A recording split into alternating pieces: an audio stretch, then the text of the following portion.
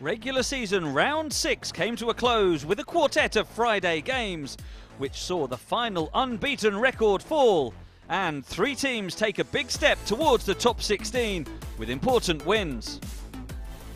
Anadolu Efes Istanbul and Limoges CSP needed a win to improve their chances of top 16 qualification, and the visitors' challenge was led by the solid Yakuba Diawara. But Efes was ahead all the way as Derek Brown showed the way with 21 points, and Bryant Dunstan added a double-double, allowing the Turkish team to win 92-74. Defenses set the early tone as Brose Baskets Bamberg hosted Unicaja Malaga before Bamberg took charge with a pair of big runs in the second quarter.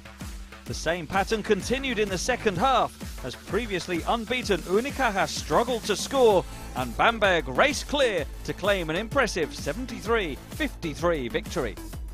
Lokomotiv Kuban Krasnodar travelled to Panathinaikos Athens, and the visitors controlled the opening stages.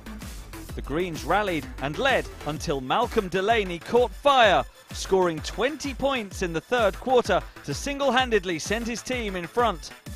Then Victor Claver stepped up with 9 points in the final quarter, allowing Lokomotiv to clinch a 71-77 victory. Dinamo Banco de Sardegna Sassari and Darüşşafaka 2 Istanbul produced a high-energy game, which saw Joe Alexander help Sassari take the lead straight after the break. But Darüşşafaka found a go-to guy in Luke Harangodi, who had 10 points in quick succession to put his team ahead, and they held on to win 60-68.